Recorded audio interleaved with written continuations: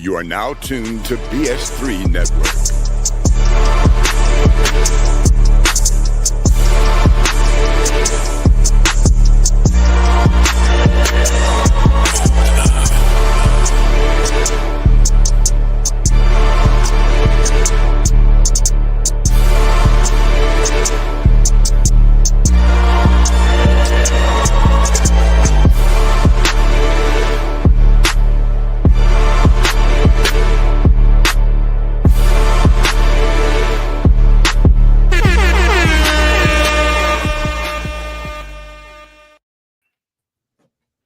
We are back. Yes. We are back. The A team is in the building. As usual, you know what it is. It's Monday. It is BS3 Network. Monday, the Fourcast. Well, me and two other guys, us and two other guys usually do the dopest podcast and the universe. But those guys choke, they scared. So us. It's us now. The A team. We call it the A team. The junior division will be back shortly, but until they get their courage together, we've taken over the world 1 week at a time. It is the Fourcast, where we review movies, documentaries, comedy specials, or whatever comes across our streaming services or in movies. What we do is give it our spin, let you know if you should not watch it, could or could not watch it, or how we enjoy, or if you should waste your time watching. So. I'm B. He Wilkes. It's us. We take it over universe. What's good, man? Man, I'm good. Doing all right, man. I was excited to watch this one. Pretty interesting. A lot going on in 1 year. A lot going on. Who knew, man? This was a very interesting watch. I truly enjoyed it. Like you said, it's a lot going on in 1971. I was a year old. As a matter of fact, I wasn't even a year old. I was 4 months old. This starts in January of 1971. And January 1971, I was 4 years old. So, this is I got to look back because I wasn't around until 81. So, I got to look back. Exactly. I got to rely on clips and conversations with my family. Right. Conversation we weren't even supposed to be listening to. Right. But, yeah, man, it looks like it was I'm not even gonna say it was a wonderful time. It was a very interesting time. I didn't know. Well, let's just jump right into it. I'm gonna go first on the initial thoughts, and then I want to hear what you have to say. Yeah. I didn't know all the music that I enjoyed for the better part of my life came out in 1 year. Oh wow! It was something like I'm not kidding, man. At least like 12-15% of the music I've enjoyed my whole life came out that year. And go ahead. It was amazing, and it was wonderful to see and wonderful to embrace. And it's something that if this is your first time watching, this is the initial thoughts. We talk about what we saw and how it initially chopped into us. And if you hear us speak about Ben and Doc, those are the other hosts of the show. Me and Doc have frequently referenced the fact that music at one point in our lives didn't have a color, and this documentary is the dictionary definition of that. I never saw those people perform. I've never even considered who was performing the song. I was just enjoying it. So what were your thoughts, especially being a decade, you coming into the world, the universe, a decade later? What are your thoughts on what you saw? Like he said, it was crazy. I mean, some of the juggernaut artists that are so significant. And I can't remember who. Somebody made a comment saying, it was nothing for you to have an album from one of your favorite artists and turn around and another one's dropping. It's like, man, I got to go get that out. I got to go down to the record store, man. I got to go get this. So. Yeah, it was amazing to see so many big artists, and just off the heels of, maybe not just off, but then the Beatles had just broke up, and the fight with Frazier in New York, and then the war, the 30-year war was going on, and there's a lot going on. It's a lot going on, man. But to see so many artists and like what, and I'm going to even say to see so many artists and to see so much pushback against the machine. It's just like, look, man, you don't want to hear what we got to say, then we're going to put it in our music. Then all of a sudden, rock stars started getting spied on and followed around and touring and like, hey, man, what you doing writing about this? It was like the people are raising up through music, but the government's like, nah, man, we can't have them coming together, man. We can't have you out here talking about what we're trying to do over there in Vietnam. We can't have you speaking against that. So yeah, man, busy 1971. Busy. Man, and the sad part is this is the part that's kind of scary about this entire situation. We're repeating that right now. Absolutely. The same thing right now. Me and my wife watched, she watched maybe 2 episodes with me, but I wanted her to see the stark differences like K-State and right now. Like, and somebody made a comment saying we're just a gunshot away from K-State. And sure enough, you watch this and I'm just like, oh boy. I was like, who knows, man? Yeah, man. It's a sad situation. It's a sad commentary that here we are 50 years later. 54 years later, 54 years later, and we're dealing with the exact same thing. We got war. That a part of the same war going on, the Gaza thing that was going on then. Absolutely. We got other chaotic situations going on throughout the world. You got this racial unrest going on throughout the world. One of the episodes, you see my man David Bodie. We'll get into that later on.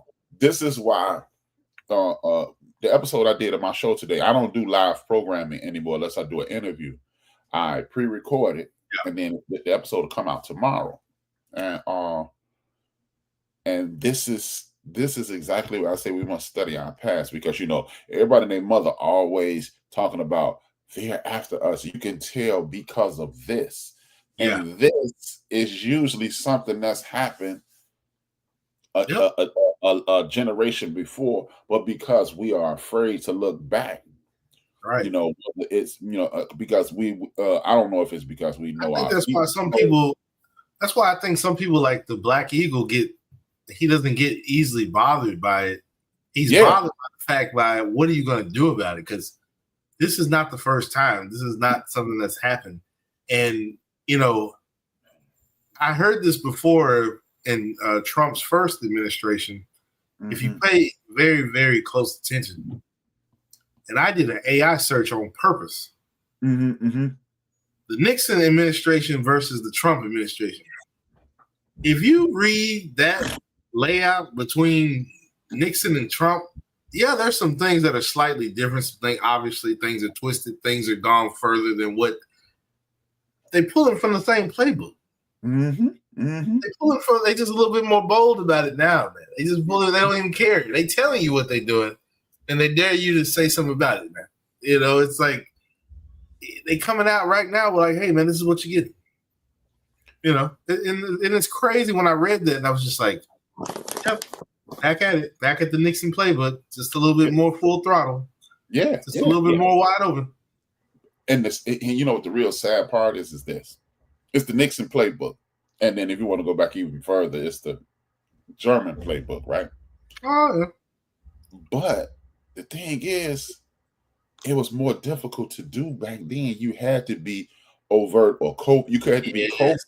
You had to be covert with your actions because it was a more in tune populace. Right. And again, something else I spoke about. We've allowed technology to make us mentally lazy, which would in turn make us physically lazy, and then which in turn will make us emotionally lazy. And they have definitely banked on it. They keep you as ignorant as possible. One of the reasons now they can do whatever they want with even back then, like I told my wife while we were watching it, they were trying to control the media then. If you can control the media now, you can control the narrative, man. It's like the people gonna rise up and speak against that. That's what they don't want. It was just like, but you want to try to keep us in the dark, but it's like then you get upset and then turn around and try to weaponize a word like woke, and I'm like, excuse me, the 60s and 70s, especially obviously 1971, very woke. Woke. Maybe in beds. Come on, woke. It was insomniacs. Yeah, you got John Kerry up there talking. I'm gonna say, man. Why are we over there, man? a young John Kerry at that. A young John Kerry. and you know, it's just like it's insane. It's chaotic. It's it's a situation to where as what we're gonna do is we're gonna grab y'all by the neck, we're gonna choke y'all out, and y'all don't even have an option in this. Y'all don't have a choice in what we're doing. We're gonna do what we want to do, when we want to do it, and how we want to do it. And it's insane, man. Yeah. And I came up and, you know, after the show, I want to expose the idea. I talked to a former guest of mine, and I gave him an idea, and hopefully he runs with it because he seemed to enjoy it. But it's just, it was inspired by this, because this is why the art was taken out of public schools. This is why creativity is dulled down. This is why AI is being pushed, because if we can make it so you don't. Why would you want a computer to write your script? Why would you want a computer to comprise your music to your song? Why would you want any of those things? Because if you lose creativity, you lose a portion of yourself that it'll be extremely difficult to get back. Oh yeah, because you're losing that creative spark. You're losing your imagination to that. I think it was touched on in here a little bit about, you know, not using the imagination because things were becoming so abrupt and handed to you, and as they said, manufactured. You know, you weren't using your mind. That's why, like, when they were saying, like, I know I'm going light years ahead. That's why they were saying, like, with Carole King. That's why she was like, I wanted to have these actual emotions. That's why Joni Mitchell, you know, to me is like the female Bob Dylan, because she had these songs that was, hey, I went through this. Hey, I might need some help. Maybe somebody can relate. You know, I might be having a mental problem. You know, so it's just one of those things where, you don't want AI and things like that to step in. You know, like they mentioned about Shalai. He had the drum machine. He didn't need the band. I'm just going to I just need to make a few notes over here, layer it over a track. I did this by myself. I don't even need the band. So, yeah, a lot of things were coming along where it was just like, oh, you're a one-man band. You're a one-man show. And Chuck D speaks about that, how in the 80s they broke up the groups because it was a group project. The Public Enemy, a group. NWA, a group. DDP, a group. Eric B. and Rakim, even though it was a two-man situation, they were a group. They did everything they could to make you walk away from what you were to who you are. It's about you, rugged individualism.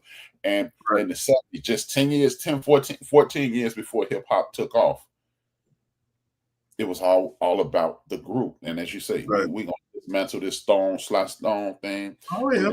Dismantle this KC and the Sunshine Band thing. We're going to dismantle everything we can to start. That was speaking to the populace. And man, this thing was insane, and it was a wonderful thing to watch. And I can't wait to watch the last 4 episodes. Right? Yeah, I like how they're going into it, and they keep getting into the juggernauts of the 70s and the people that were significant. So yeah, no, I mean, oh my gosh. Of course, I loved them when they mentioned the "What's Going On" album, because that album was so. Hell, that whole album could have narrated this whole series, man. It was just insane, man. And I was telling my wife, you know, I was like, you know, Berry Gordy, he didn't want that. He didn't want that. Thank you for saying that. Yeah, and I'm glad they put it. I'm glad they. I'm like, Mark, I was like, he didn't want that album out there. I was like, and I'm glad they said. I'm glad they have him on tape talking about. I don't know about that, man.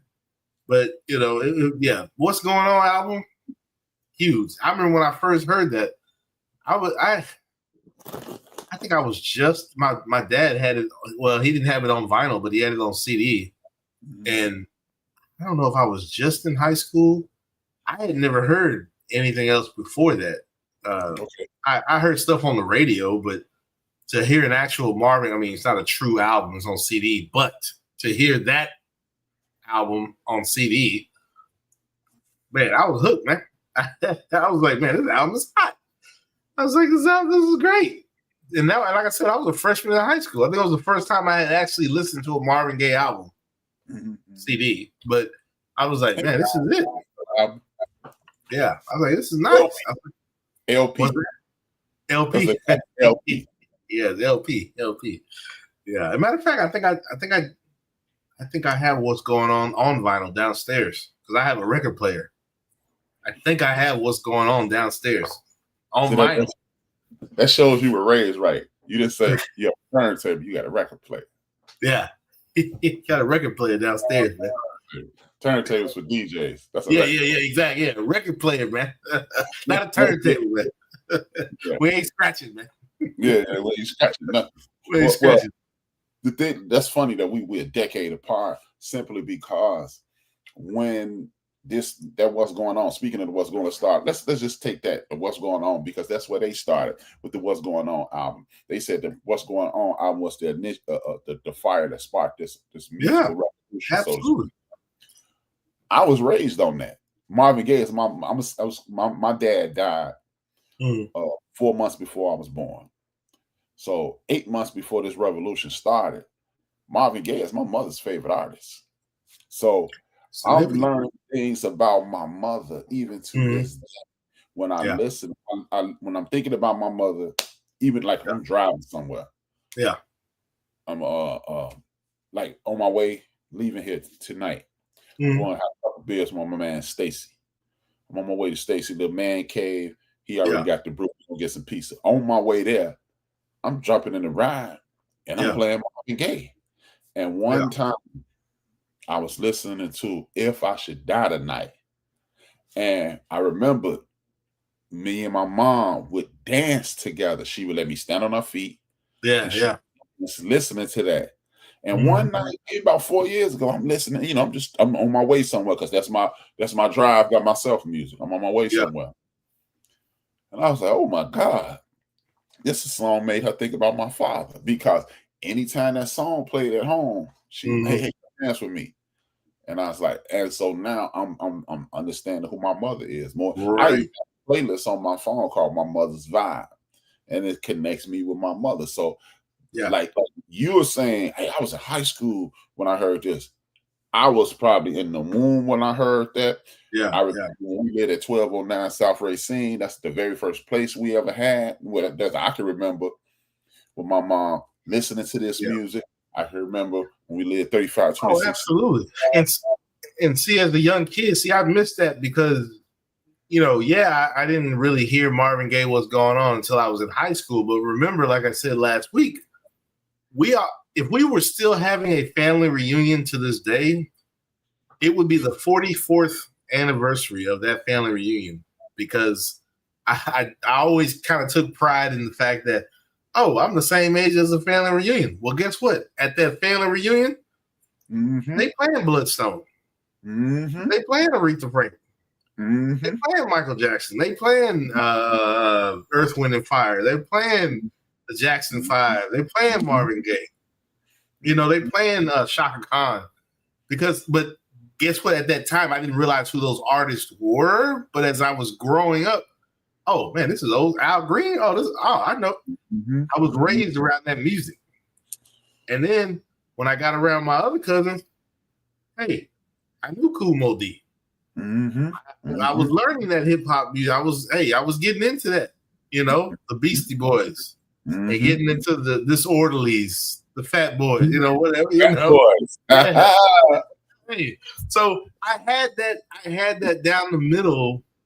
Prince, Zap. The Time. I was like a pinball. Because there was so much music. The youngsters that was coming up.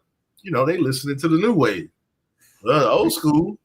They over here listening to the Gap Band. Parliament. I got it all. So my head is definitely a windmill of music, man. and just think about the last group you named, Parliament. That's a revolutionary statement right there. We're fighting against the system. It's just, man, this is when music meant something. It wasn't just about entertaining. It was about a message. It was a message. Chuck D and Public Enemy have an album called "Music and Our Message," and this is what I was raised on, and this is what you were indoctrinated into. And I believe, absolutely, with the advent of the metaphoric algorithm or the playlist that we get, that's what cut it off. When I know in that FCC bill that was passed by was that not Adam, Adam Colin Powell's son, 1994, when he did away with the FCC, that destroyed what me and you consider family reunion music. Because hey, bro, I remember like when you, because I'm a decade in front of you, when you were getting into high, well, you were going, you've been in sixth grade at this point. This 1991, 1992. Yeah, because I got to high school about 95, 96.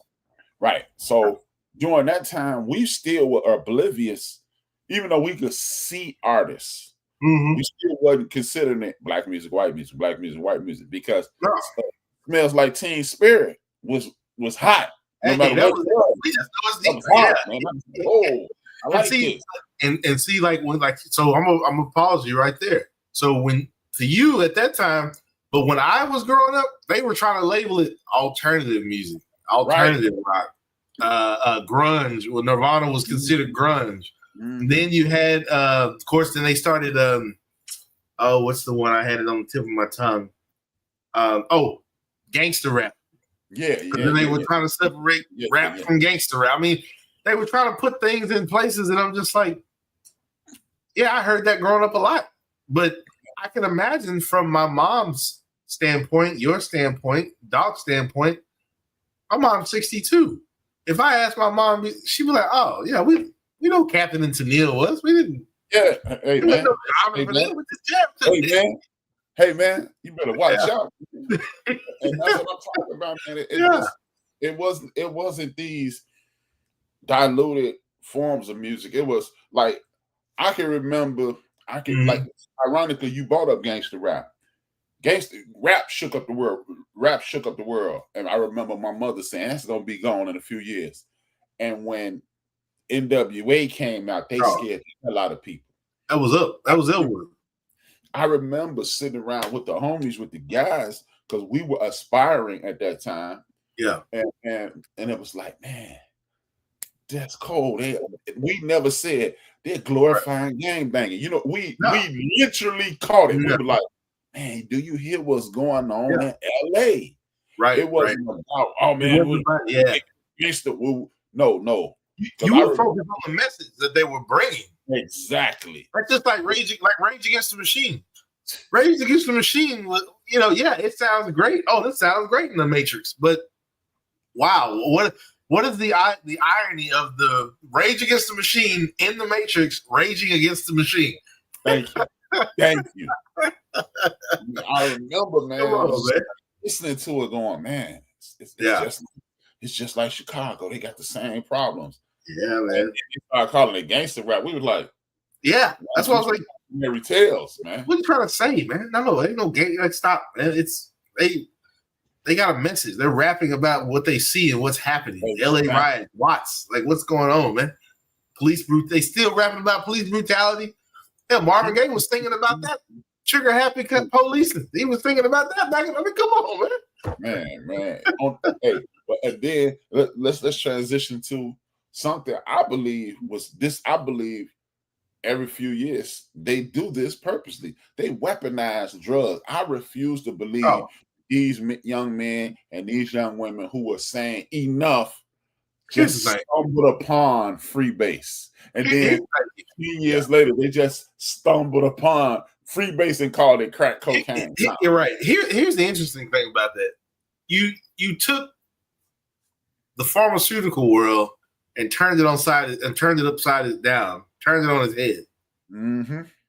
If coke and opium and heroin, whatever, if they were probably studied and used properly, half of this shit would probably die down. But then they were like, "Oh, we got a miracle drug." No, stop. But you took it and you're abusing it. Mm-hmm. And you're making now it's like, well, I'm gonna just make money and get you hooked on it. But guess what? You're giving me the raw form of it. If it was used in slight doses, in small doses, and monitored, you'd probably have people out here off some shit. You'd probably have some diseases taken care of, but you don't want to do that. You don't want to study illegal drugs. You listen to Karen Hunter. Oh yes. Oh yes. It's this gentleman. He's a PhD. He's been doing research on what you said for the last 30 years. He is an active heroin user. I'm telling you, if it's used in small doses, right? If it's used in small doses, and you know that, well, we can't use it in this form because it's in its rawest form. It's in its strongest form. Mm-hmm. But if we can incorporate a certain gram or ounce, and I mean, look, they playing games, man. They just don't found a way how to like, well, we'll keep this over here. We'll keep that illegal. We'll jail you for that. We'll raid your houses for that. Oh, you got rich off of that? Yeah, because you think this is man-made? This is from the earth. These are substances from the earth that you're making these from. So if you can compile that together to be a bad influence, imagine if you compiled it to do the right thing. Mm-hmm. Mm-hmm. But yeah, they don't want to hear that talk. They don't want to hear that talk. They don't. Because it's not beneficial to them. Because that's why if you're not using it in a weaponized form, this is just an opinion. I would love to hear your response to it. If you're not using that substance in a weaponized form, meaning addicting people, drying people's spirit out, drying people's physical out, destroying them systematically, that's why you go to jail. Because if it ever stopped, if you stopped and slowed down and say, wait a minute, what about this? Because it's just human nature to question what is the deal. Maybe, and again, I'm through talking about this. Maybe, just maybe, that's why so many of these people who sold this substance end up addicted to it, because they're going, well, wait a minute, what's to it? Because I've never tried any heavy drug of that nature. I've even taken a hit off a joint. Yeah. But I've always wondered, what does this feel like? If it's control, it got people destroying themselves. So where is the ecstasy, metaphorically speaking? Where's that pleasure point in your mind and spirit to make you want to do this again and again? And I've spoken with someone, and then I'm done. I've spoken with my man Chris, who used to be addicted to heroin. And he said, hey, man, let me tell you something about heroin. He said, man, you can see your mama get hit by a bus after taking a hit of heroin, and it wouldn't even affect you emotionally. He said, that's how good you feel. It's got you so, yeah. And to me, heroin, I think, is a one chance drug, because sometimes you'll get it. Yeah, you're out of here. You're done. You could potentially get that one chance. Yes, but sir. Once again, I feel like I said, and like you were kind of touching on, imagine if these drugs that you're calling illegal, if they were used in just tiny, tiny doses. See, the thing is, they don't want to have the conversation. They want to automatically say, oh, no, that's bad. Oh, no, that's illegal. No, because if it's used, even if it's tested in small amounts and dose, who knows what you've helped somebody get over or got over, or you don't have to rely on that anymore. Now, the problem is, like I said, you have to try to use it in very, very small doses, because obviously if you're using it in a free form, it's addictive. It'll destroy you. You just try to get high. But if you can find a way to, oh, hey, we can use this to battle this, but we have to maintain it. We have to watch it closely. No, they don't want to do that. They want to automatically label. It was something I was watching. I don't know if it was the history of cocaine, or it was something on. This was years ago, and me and my wife, we were living in Garland, which is probably maybe 15, 20 minutes from here with no traffic. But there was something she was watching, and I think it was called The History of Cocaine or something like that. But how they twisted it, and like, oh, well, we gave black people cocaine in Coke and a soda. That's why that you hear that conversation come up. Oh, well, this is how black people were acting on Coke. No. Because when you were giving it to the white people in that era, as they stated it, they were the ones that were strung out, going crazy, and getting hooked on it. You tried to put it, oh, well, we did. So you've been researching it anyway. You've already done trial runs and tests. So it's like if you collectively try to figure out how to make it work. But you I think they made coke illegal like in the 20s, I think. And I think it was because of that study that, oh, well, this is how they act. This is how they act. If they would have collectively come together and actually tried to figure that out, if they wanted to, that'd be a lot of stuff solved and probably cured and overcome. But you didn't want to do that. I think they did, Wilps. They may have like Henrietta Lacks. I refuse to believe that they didn't do it. Look, okay. Like I'm sure they're gonna get into that. Well, they were gone, they were already transitioned by this point. So that's why people like Dylan. That's why people like my man, I can't think of his name, with the Doors, Riders of the Storm. Jim Morris. Jim Morris, and I think that's why they demonized those guys. Because if you think about it, these guys were they only touched on it slightly in these first 4 episodes. Maybe they get into it a little later. This is the psychedelic era.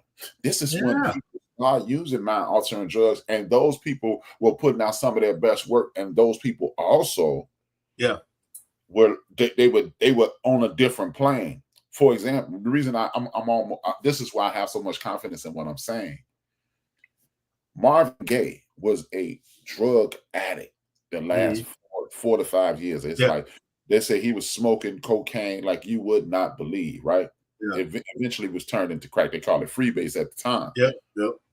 But him and this prominent NBA player, dude by the name of Michael Ray Richardson, when they would leave America and go back to Europe and Germany, they both went to Germany where it was free.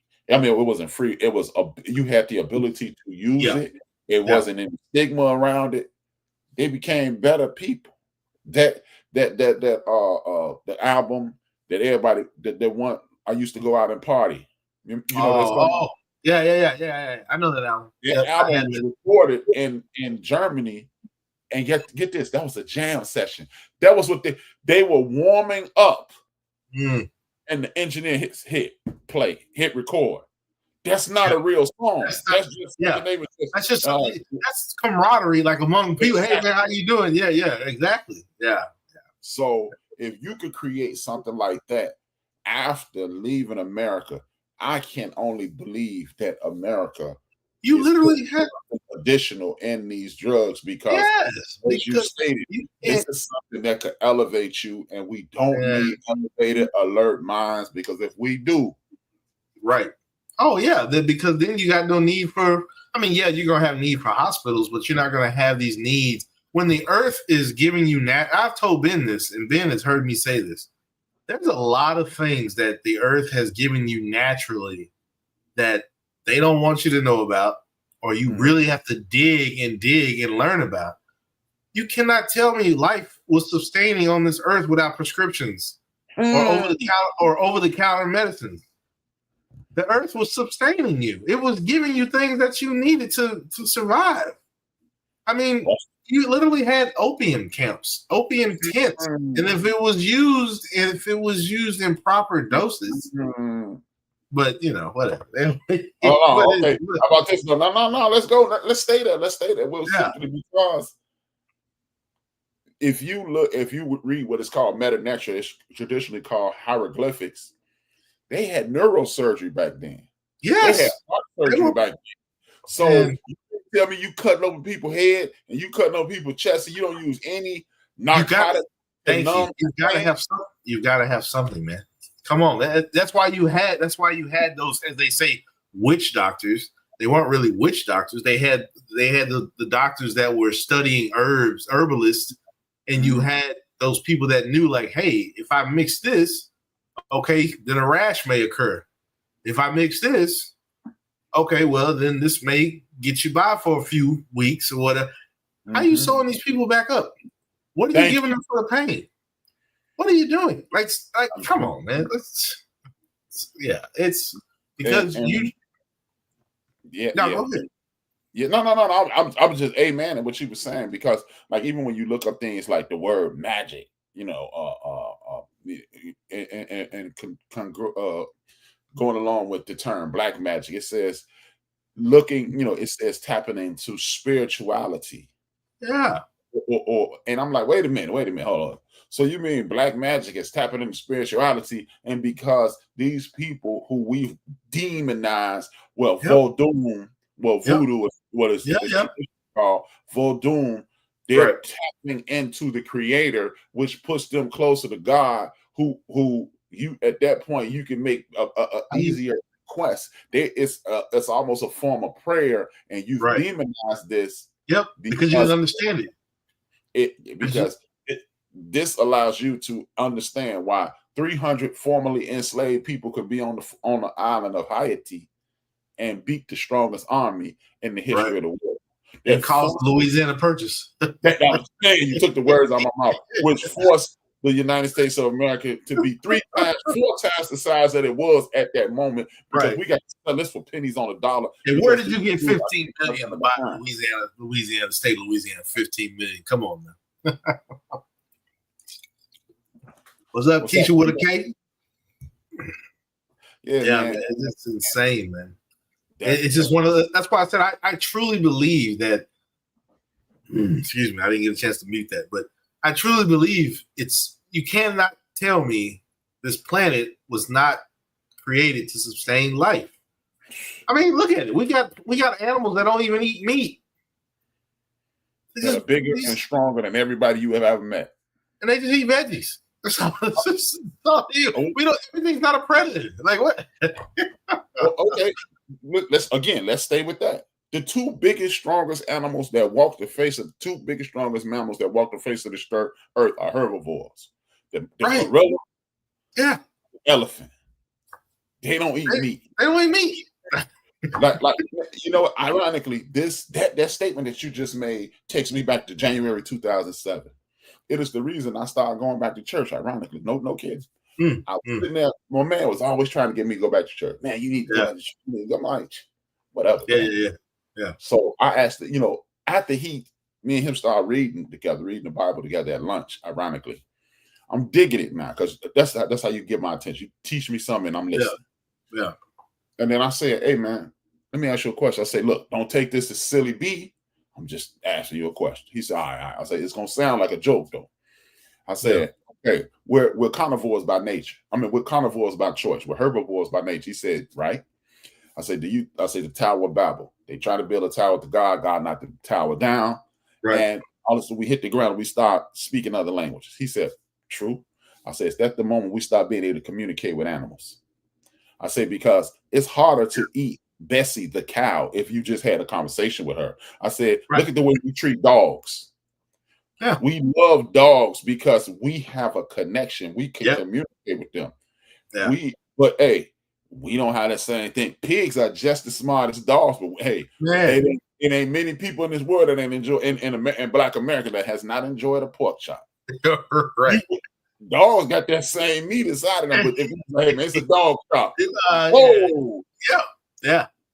But because that construct has been established.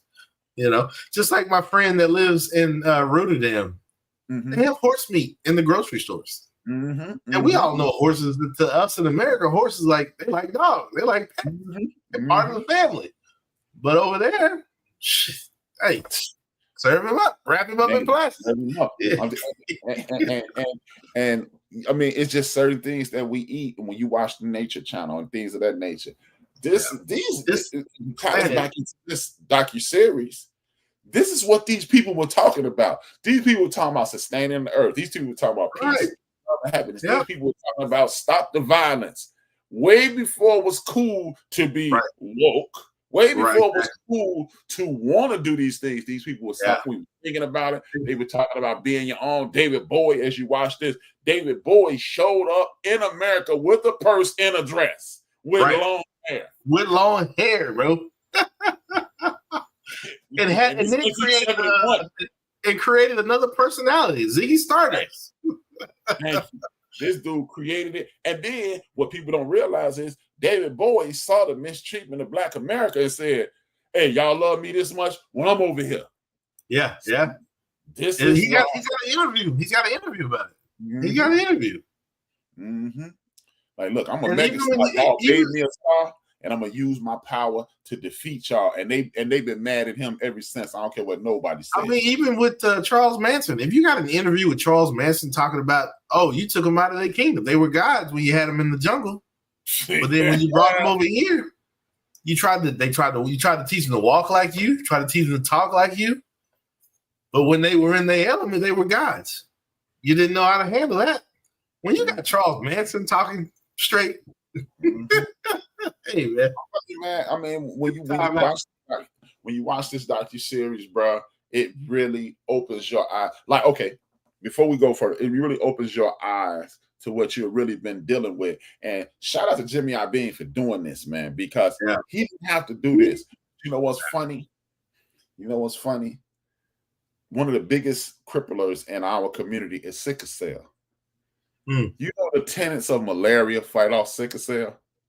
Where did malaria from? West Africa or Brazil because of the mosquito. That's what I'm saying. What we call home, these things, the tenets of these illnesses are naturally, as you stated, the earth is naturally balancing your sickle cell anemia away with this germ that happens to heal you. You mean it? So, hey, like Dr. Phil, you mean to tell me the all creator of heaven and earth made a planet that wasn't going to sustain life? Like, okay. What? I mean, what? Agriculture has been around for thousands of years.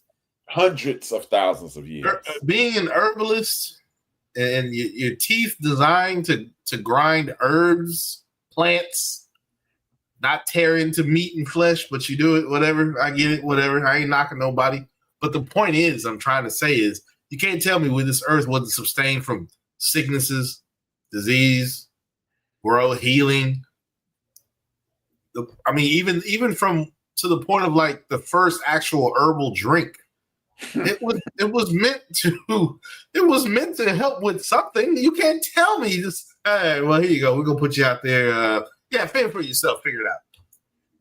Look. This is how strong the truth is. Whether you want to call it, we can call it the Bible, we can call it the Word of God. I'm just gonna call it the truth. Yeah. And the people, and the Bible, the people who constructed the people who God inspired to write the Bible, put these little passages in because they knew wickedness was on. Because the Creator knew wickedness was on the way and would try to reconstruct it. It says in Genesis, everything that's on the earth will help you sustain. And it also says, I think it's in Deuteronomy, when it speaks about no matter how much you subtract or add to the word of God, it's still the same. It's still the same. Hey, it's going to be the truth. So and then it forces, and I know in Deuteronomy, it mentions Deuteronomy, I think it's 11. It mentions, it might be, whatever. I know it's the 11th chapter, whichever book it's in. It mentions that the truth will always be the truth, no matter how much you subtract, add, or divide. You subtract that, you can't get around it. And then it goes on to say this. It says, when you are living in the truth, God will expose the truth to you no matter what. So y'all set up and rewrote this thing and reconstructed and tried to make sense of it, and you left the truth in, and just like the word says, you're forced to tell me what's going on because I'm walking in truth, I'm walking in faith, and I'm walking. Or in other words, for those that don't get down with reading the scripture, as my cousin would say, when you know the truth, they can't bullshit you. Shout out to my cousin. You know the truth, they can't bullshit you, bro. Yeah, but man, that's what I'm saying, man. It's like sitting around here pretending, lying to ourselves, BSing ourselves, playing with ourselves, and don't realize, hey, man, this is what time it is. And absolutely. Music and entertainment, whether the two forms of entertainment. For example, look at if the earth wasn't designed to sustain and obtain, we wouldn't have the grains and the nuts that we have. Look at coffee beans. Coffee beans probably have been around now. Coffee ain't tasted the same, but that's a significant bean that they need it when they wake up. They need it when they at work. It's a diuretic. Yeah, it's a diuretic. Yeah, it's so crazy. You got a damn, I can't think of, you have a rodent right now that is pooping coffee beans, and you're collecting the secretion, the bean from this rodent and making one of the most popular coffees with it.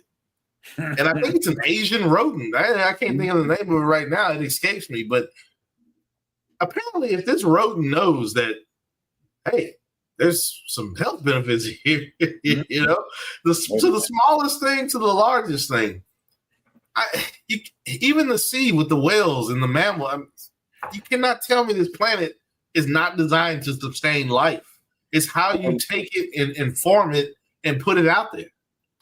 And look, watch this. This is how you know man and the canine are meant to be friends. Now, because you being a dog lover, you being a person with those animals in your home, right. All you have to do is put something near a dog. A dog will eat your hand if you put enough barbecue sauce on it. Absolutely. You know? But guess what? If it ain't good, the dog walks up to it, looks at you like, take your chance if you like. Thank you. Exactly. And I mean, we're not out there on the biggest pier or bridge feeding whales. Hell, here's some whale food. The hell is whale food? Exactly. Stop, man. I mean, the Lord knows He knows every piece of hair on your head, every blade of grass.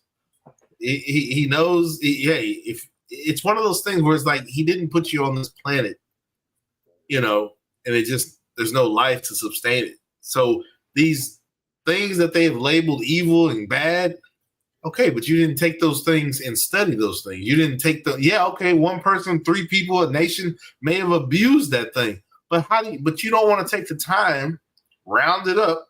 But like you said, HRap, you think they may have, which I don't doubt it. You can't tell me you haven't secretly experimented some kind of super drug or mega drug, whatever. Watch this. I didn't go to school in Dallas. You know, we went to school in Dallas. Did they teach the metric system in your school? No. But hold on, watch this. They ain't teaching here in Illinois either. Yeah, they didn't. But everybody outside with a package of drugs in their pocket, it's all about kilos and grams. Hey, they know all the metric system. Now you ask somebody, hey, bro, how many feet in 100 meters? Right. What? I don't know. I don't know the metric system. How many grams? Oh, well, you got 2 grams in a feet. Well, if you got an 8 gram, if you got an 8 ball, you got the So don't tell me this is you just happen to stumble upon cats that ain't never. I know some cats, man, that dropped out of kindergarten that they drug dealers, but you know how to measure drugs and the metric system. Man, come on, dog. Now give me some tools in the metric system. Oh yeah, we're gonna take that start off, Carl. We're gonna break that start off. Man, you know, look. Think about this. If you don't think this is a setup situation, you have weapons in the metric system. You have the things that you're using these weapons to protect in the metric system. The metric system. Only thing from crime that's not in the metric system is the money. Nope, not in the metric system. No. Hey, nope. And guess what?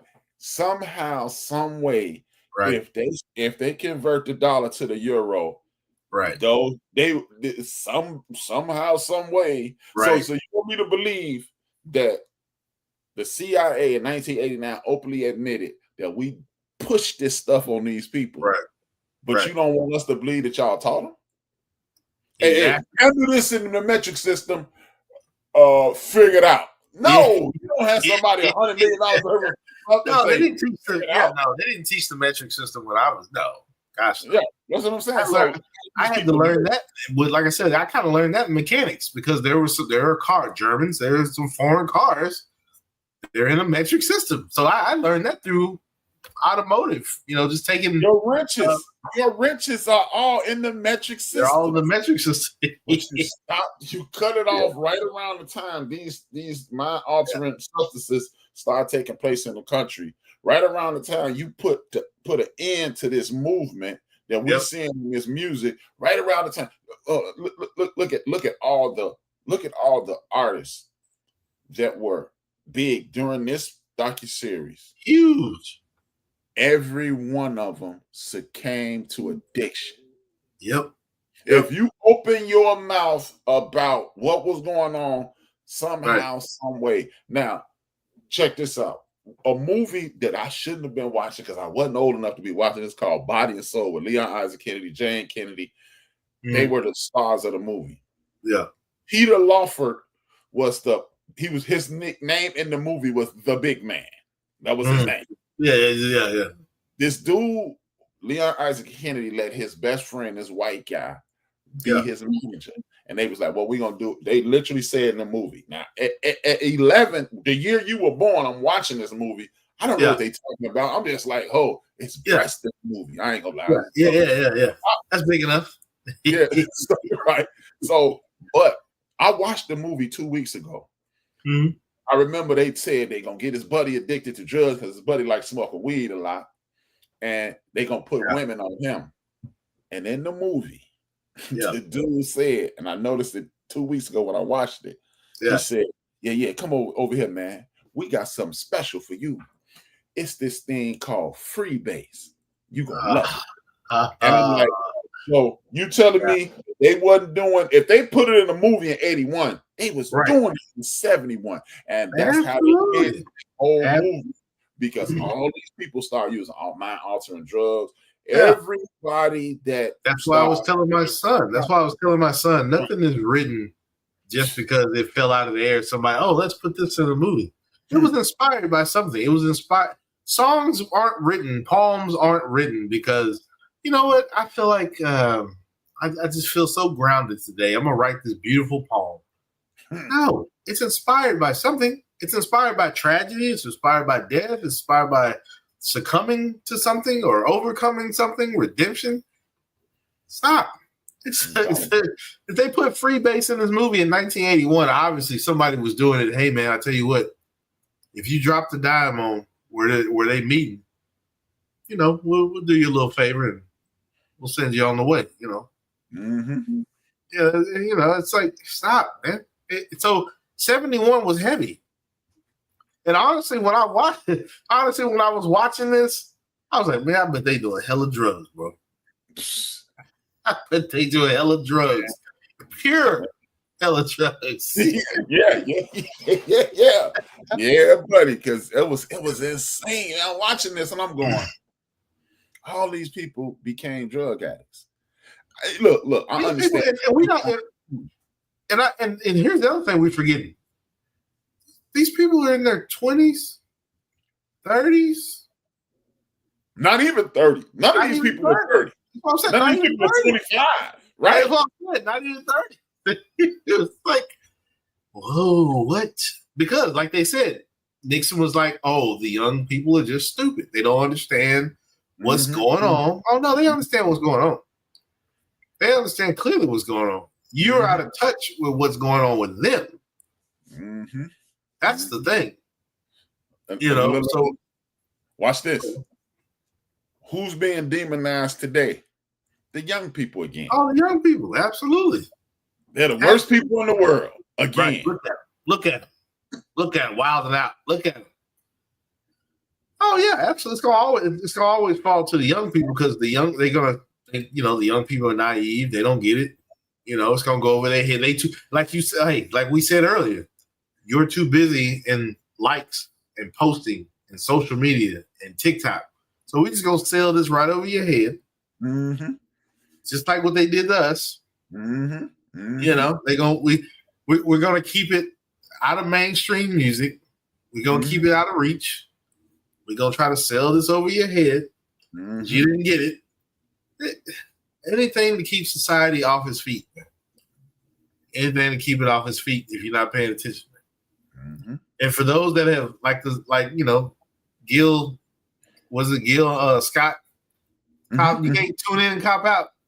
You don't get to tune in and cop out. Hey, boy. Yeah, man. And that's what I'm saying, man. When you watch this docuseries, man, we got up to 4 on here, but it shows you it shows you what's going on, sparked this movement. You got the record people going, no, I want to do this, I want to do this, I want to do this. Yeah. Then when he set it off, it was like a ripple effect. Oh yeah, the album became a soundtrack for the first episode. It was a soundtrack, not John Lennon, not the Beatles, even though he was in it. But Marvin Gaye, what's going on? They even played songs and showed snippets. They were showing snippets as he was singing. So, trigger happy police. They showing police going down the street. Shooting at people, chasing people through Kent State. You got young men talking about, I don't even know why I'm here in Vietnam. I don't know what am I doing here? The draft and how we fight for liberties over here. Right. When I can't even get you to stand up for me at home. Man. Come on, man. You had white guys saying that, hey, man, they mistreating us at home. What we over here fighting for? Who are we defending over here? Exactly. And that's why when they came their asses home in 76, they were villainized. Because hold on, y'all talk too much. We're gonna show you jokers. We're gonna show. Oh yeah. If you don't fall in line, we're gonna have to beat you into submission. I mean, you had bodies. They were carrying bodies off like fish in nets by helicopter. Did you see when they had that gigantic net with about 200 dead bodies in it? It looked like fish. It looked like fish in a net, man. Now, where's the mass grave? Because where are you going with the bodies? So you want me to believe that you had such little respect for those humans that you picked them up in a net, but you went to an army base, cleaned them off, and put them in boxes. Man, knock it off. Yeah, no, thank you. Stop it. Knock it off, Jack. Stop it. Because you're not sorting through the bodies. This ain't kill them all and let God sort them out. Stop. You're not doing that. Pick them up, drop them in the ocean, so be it. Thank you. Let the fishes eat them, because that's where you going with this. I mean, it looked like a fish net. And this helicopter was massive. I'm like, what is happening right now? Man, it was just man. And then again, this is one of those things where God make it so the truth will be seen. Right. It's up to you to go look though, because a lot of people may not watch this because they think, man, because if you're watching this, you might get to, like, if you're a brother watching this from the hood, hey man, I thought this was gonna be about Marvin Gaye, all these white people, and no, we wasn't. Right. We had, see, even the people who put it together, they even tried to push the black-white thing, but they ended the free love, and that was it was some trash. Nah, y'all ended the free love thing. Because the free love thing is exactly what Sly Stone was talking about. Exactly what the Beatles were talking about. Yeah, exactly. Beatles were inspired by Marvin Gaye. What do you mean we were separate? Hey, thank you. That's what I'm saying. The album became the anthem for the first episode. They played the album through the entire first episode. Exactly. They weren't, like I said, they didn't pick Neil Diamond. They didn't pick James Taylor. They didn't have Aretha Franklin. They didn't. It was Marvin Gaye. What's going on? Was narrating the first episode. It was like, but that album, I'm telling you, when I first heard that album, man, I was like, because all I had heard was, and I'm. This is from my experience of listening when we had a jazz radio station here in Dallas. All you heard was Sexual Healing.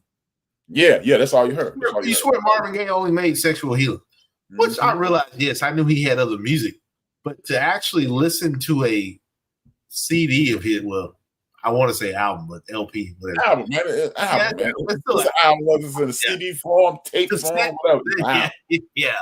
So to listen to that album for the first time and being a young freshman in high school, I was like, whoa. This is, man, I can't tell you how many times I played that, because by that time my dad had got me a car. I was a freshman, but I was going into sophomore year. So my dad had got me a car by that time. Had a detachable face radio, obviously. Oh yeah. That damn thing lived. About that. Yeah, exactly. Yeah.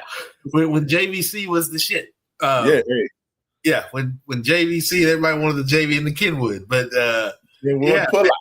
yeah, exactly. So yeah, when that CD lived in my car because it was just like, wow. Because like I said, the jazz station, all I got was sexual healing. Come on, man. Marvin Gaye got 1,000, million, 100,000. He got songs. So when I heard this, what's going on, I was just like, whoa. It's like, yeah, this is crazy. This is insane. But because I had older people that were still alive when I was growing up, I could easily relate to what he was talking about because I had heard them talk about it. So it wasn't a lot of stuff that went over my head because I was like, oh, I've heard the old heads sit around and talk like this. It's 3 songs that I would recommend anybody to listen to from Marvin Gaye. Flying High in the Friendly Sky. Oh, man. Trouble, man. Yeah. This one song called Anger. It's on the Hear My Dear album. People overlook that Hear My Dear. Hear My Dear, that's the last album, wasn't it? Hear My Dear. Sexual Healing was the last album. Hear My Dear was the album he wrote to divorce Mary Gordon's sister, and he gave her the residuals.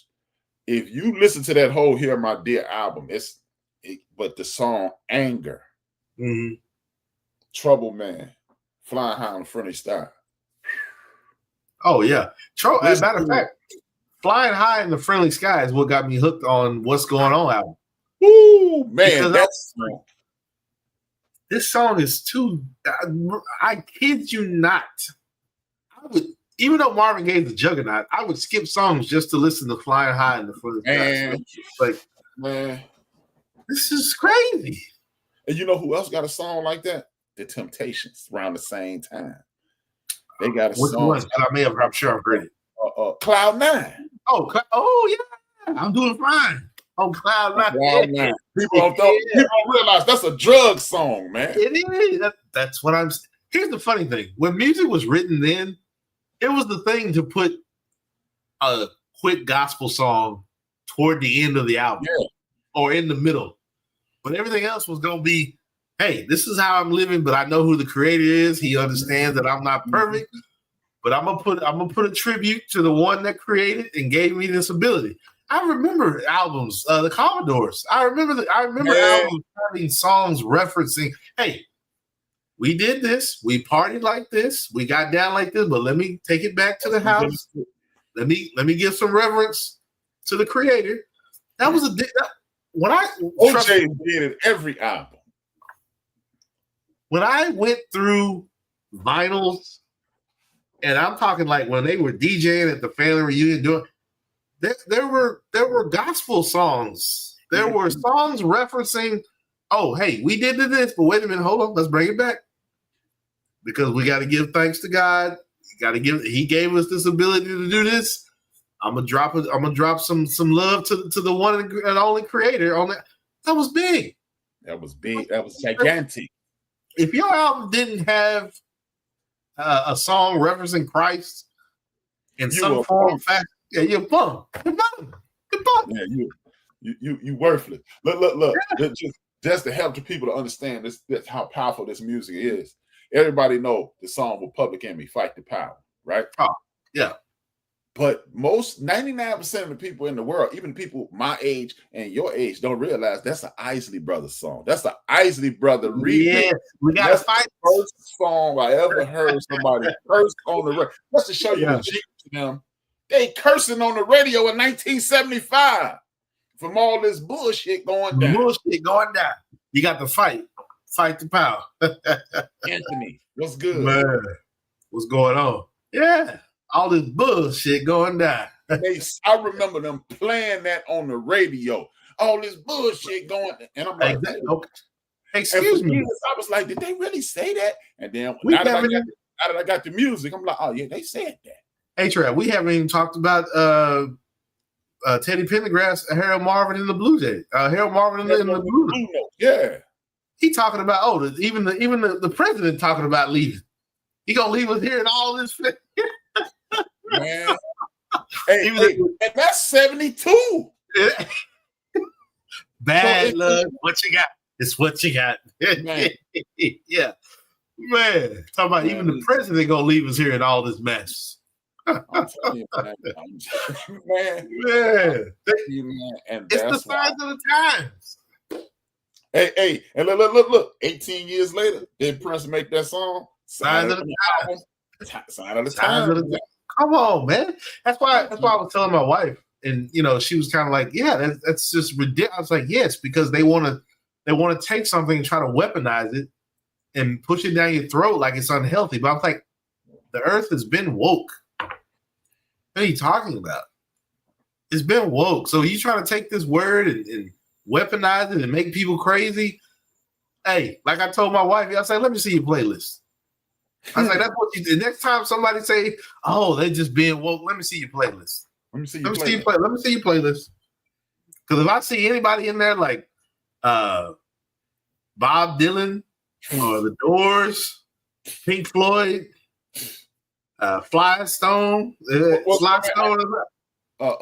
Is that Led Zeppelin in the White Room? No, that's oh gosh. I can't think of the name. Cream.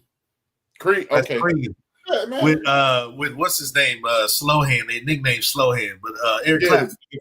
Eric Clapton. Yeah.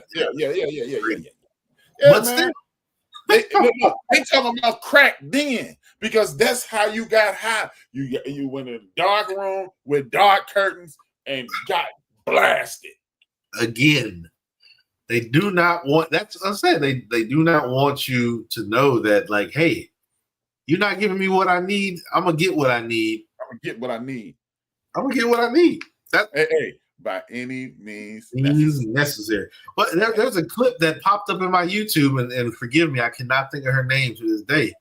But she's talking about how the young people is saying, if I can't have it, you can't have it. On your Sanchez. Yeah, and I'm gonna tear it down because I can't get it. You can't get it. Sanchez, man.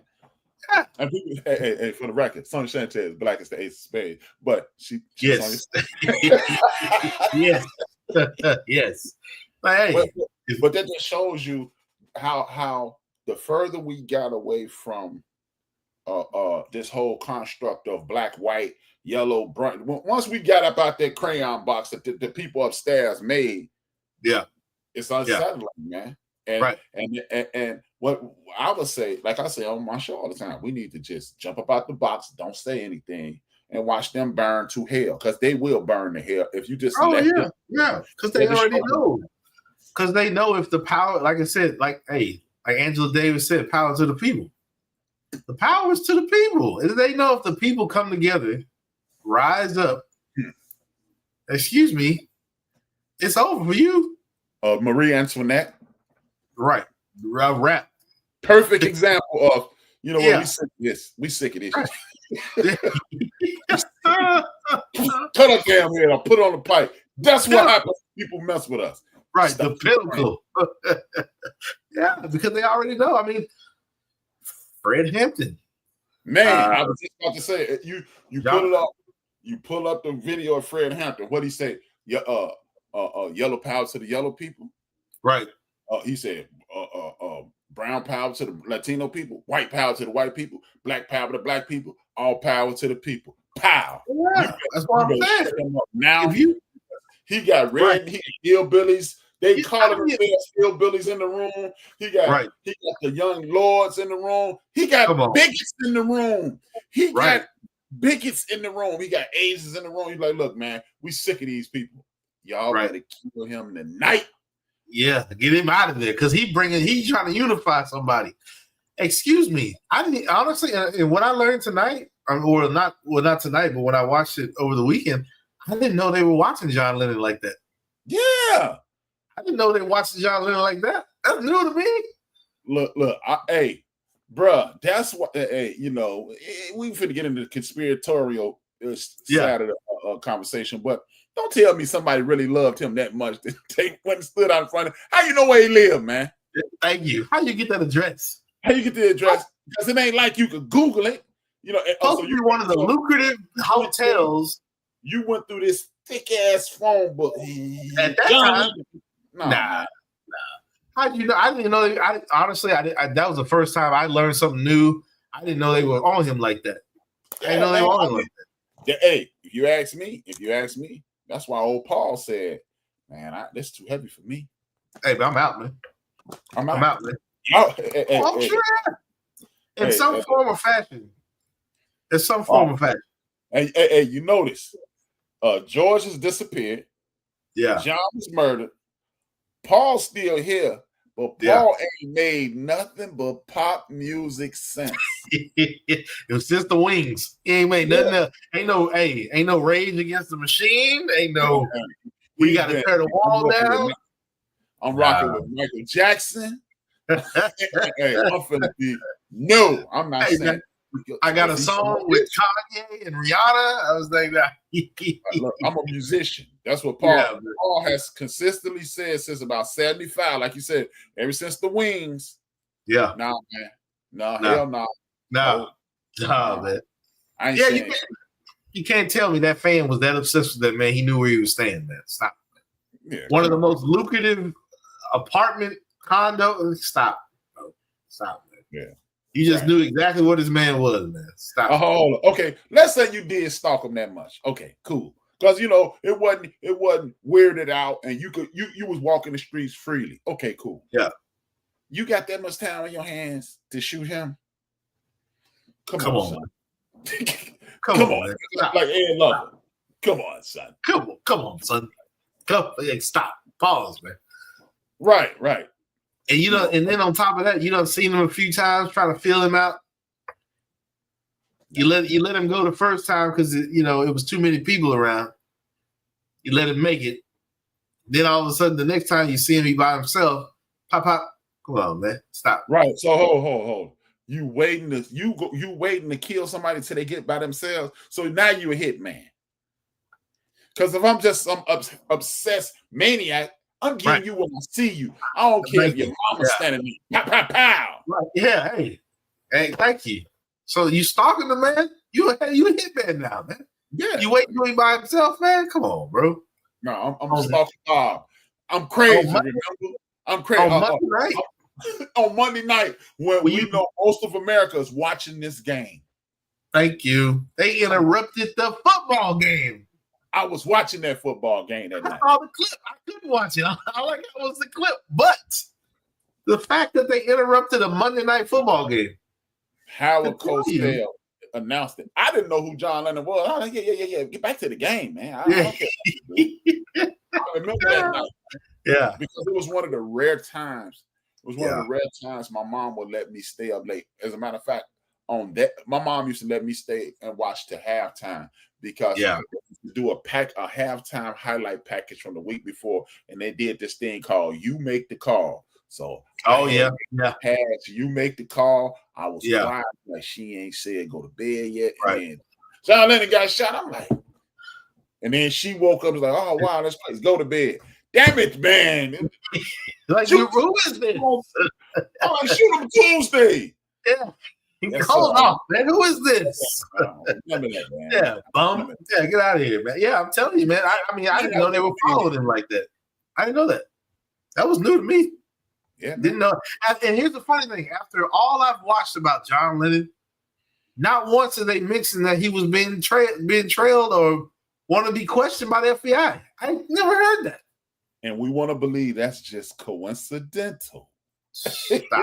Okay. This man living way across the pond, minding his business, and you comes to America, and you clocking and watching him? Come on, man, stop. Well, he only gonna be here. He only gonna be here between Tuesday and Saturday, so I'm gonna watch him Tuesday, Wednesday, Thursday. They close me on Sunday. He gonna be here Wednesday to Tuesday. Yeah. I'm gonna watch him Thursday, Friday. Oh, it's my last shot. Stop. Look. I hope you don't come out with the lady. Yeah, because we don't want to do it in front of the lady. Yeah, we don't want to have to get her too. Like, come on. Look, and most people hated her. And y'all waited for her to go. Come on. Right. Y'all still waiting on her to go. Huh? Yoko done been, man. Stop that. Come on, man. Most people didn't even like Yoko Ono at that time. Exactly. Like, stop it, man. Maybe shot her. Oh yeah, They would have hit both of them. They would have hit both of them. This is for the Beatles. Even during this process, you could see who was with the system and who wasn't. Their road manager. You ain't nothing without the Beatles. Yeah. Damn, man. You don't exist. If the Beatles don't exist, you don't exist. And you said that out loud, bro. Bro, chill, man. Cut the tape, man. Cut the tape. My man was reckless as hell with that, man. I was like, and it looks like he still believes it to this day, man. Hey. They messed up his pockets, man. They messed up his pockets, man. Man. Look, now I gotta start selling crack. Concert. A concert on the what you mean concert on the rooftop, man? Now I gotta go sleep in the crack, man. Yeah, and they look. Even Ringo started hanging out with the crack man. Oh yeah, Ringo's hey man. Hey, I'm horrible at these drums, and everybody know it, so I'm just gonna I'm just gonna lay back. George said enough of this. George said hey, they killed Paul. They killed John. I'm gonna fall back to. Yeah, just a little bit. And Paul McCartney said, "Hey, I told y'all to leave. I told y'all to leave. Told y'all to die. Yeah, kind of like that one scene they showed where Paul was kind of running to the car a little bit. Yeah, man. Man, that was the day quit. He was like, "Hey, man, they finna kill me." I'm out. Man, Paul said, "I'm out, man." Man, Paul almost ran up out that crib. Like, hey, he was out of there, baby. He was laser focused. Hey, man, look, y'all stay the Beatles, or one of y'all gonna have to get shot. Right. Him. Hey, I tell you what, man. Let me go. I tell you what, man. Come on, let me get my stuff, man. Yeah. Hey, I'm gone. Yeah, man. Yeah, it's wild, man. In 10 years, I'll make a song. Michael Jackson gonna be big. Yeah, I'm out here. And own the rights for a little bit. Yeah, own the rights to the originals. Yeah, man. Yeah, man. But with that being said, you know what, man, this was a lot of fun. This show was a lot of fun because this documentary was even better than the fun we having in this conversation because it opens your eyes to a whole nother world. Yeah, I didn't know. I learned some stuff, man. Yeah, I did too, man. This is why documentaries should be made. Yeah. If you ask me, this is why documentaries should be made because you get to know the inside scoop, and you get to know what I appreciate about the creator of this documentary. They said a lot of things without saying a lot of things. Yeah. Because once again, it's like a superhero movie. We know how Spider-Man became Spider-Man. We don't have to keep reintroducing. He got bit by a radioactive spider. Right. You don't have to keep doing it with Aunt May and Uncle whatever his name is. And, we ain't got to do all that. We know he live in Queens. Get on with the we know all that mess, man. We know we don't need to see Uncle Ben get shot. Yeah, Uncle Ben get shot one more time. Yeah, man. We already know. Stop. Let's get on to the Spider-Man. Right. That's what they jumped right in, 10 fingers, 10 toes in. They introduced us to Alice Cooper. They showed you how the psychedelics coming in. And you know what? You know what the good thing is about this? This is the rare time in my life that I stopped at 4. I did stop because I when I got through with 4, I didn't even start 5. I just immediately stopped because I didn't want to keep going and peak into So it really, even with the Alice Cooper thing, it was like even he was kind of like, I was just doing a gig on the stage, but like you said, the audience could not decipher that. Oh man, there's a message in what he's doing. But to Alice Cooper, he's like, man, I'm just going along with it, man. I'm just being goofy.